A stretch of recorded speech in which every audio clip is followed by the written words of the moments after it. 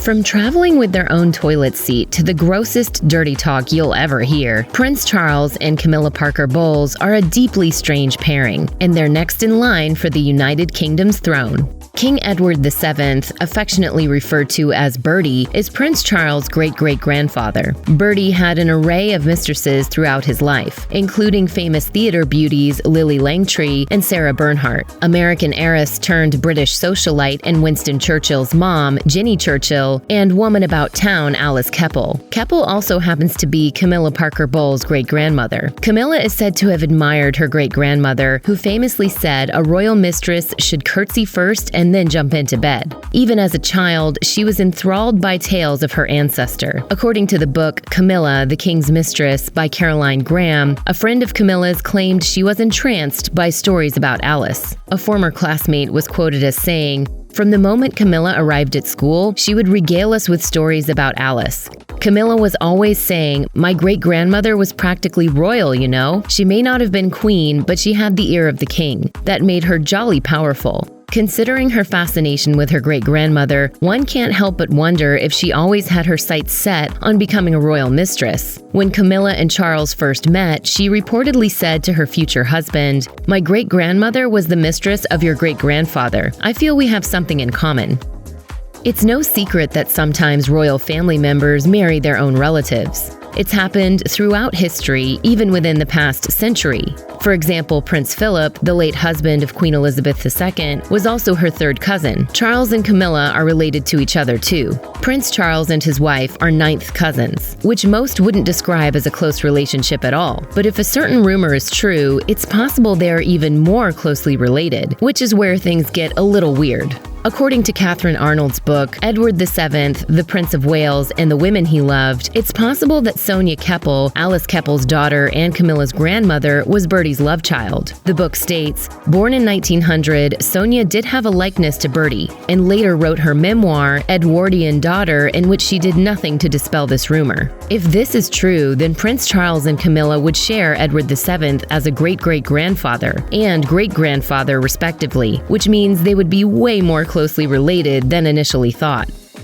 To be a royal family member is to be a little extra. Okay, maybe a lot extra. When you have a huge palace, wealth, and power, who's to stop you from doing things like hiring a professional chef to make your corgis gourmet meals, like Queen Elizabeth, or taking your whole bedroom set with you when traveling, like Charles and Camilla did? Charles is not only a notoriously picky eater, often bringing his own food with him when he travels, but he is also apparently a picky sleeper. According to Tom Bower's book, Rebel Prince: The Power, Passion, and Defiance of Prince Charles, Charles and Camilla once visited a friend in northern England. For the occasion, they allegedly brought a truck that, quote, contained nothing less than Charles and Camilla's complete bedrooms, including the prince's orthopedic bed along with his own linen. If that's not weird enough, the long list of items the couple brought with them also included their own toilet seat, toilet paper, and 2 landscape paintings. Who can blame them for wanting the comforts of home when they travel? But even when you have the staff and the means to justify such extravagance, one can't help but wonder, wouldn't it just be easier to have people visit them at Clarence's house?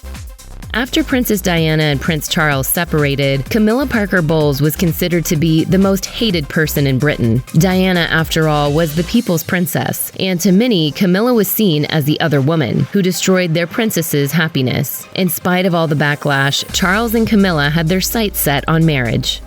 Charles did not show huge emotional intelligence, if I'm brutally honest.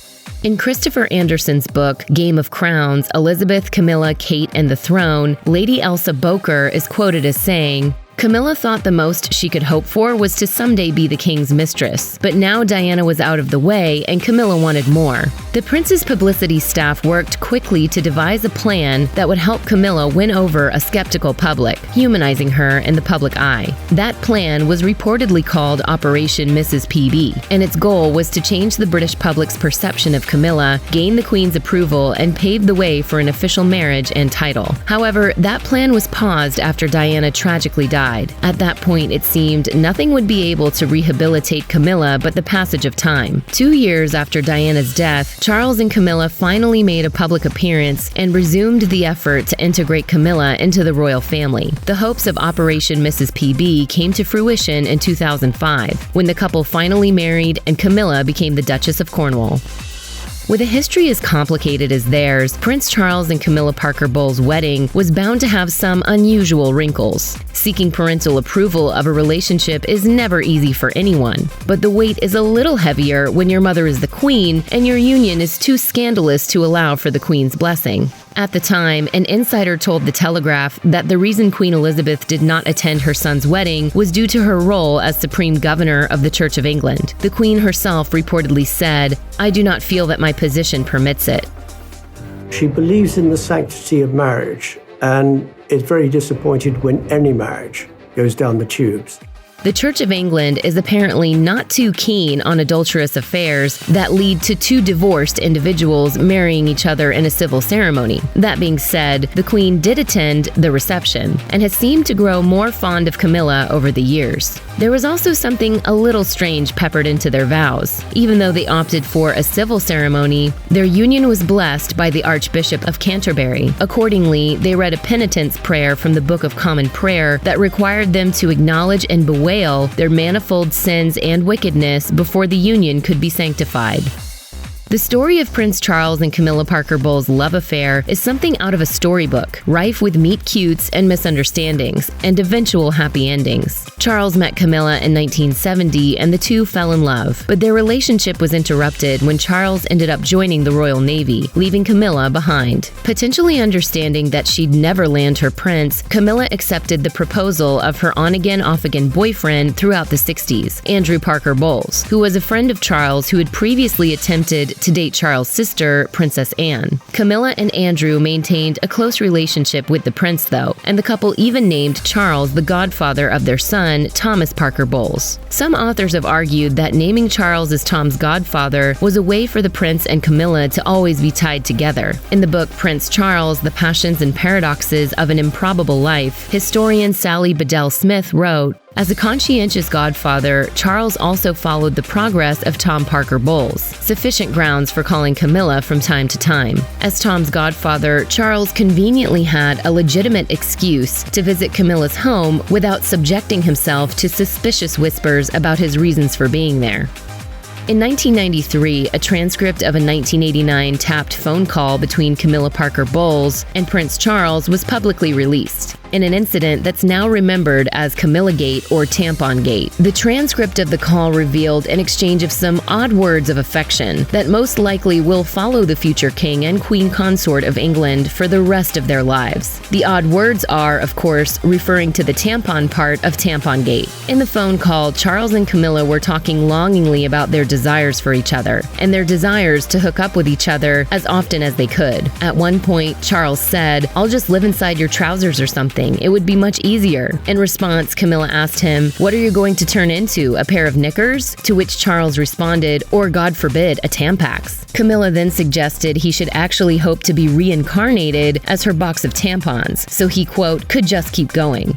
Prince Charles and Camilla were speaking very intimately about what they like to do together and how much they miss each other. What seemed to be nothing more than really strange dirty talk joking became a complete nightmare for the royal family, as it quickly turned into a tabloid-worthy scandal. Princess Diana, who is still married to Charles at the time but was aware of Camilla's place in her husband's life, reportedly called the conversation sick. However, she was also allegedly amused by the jokes that followed the conversation at Charles' expense.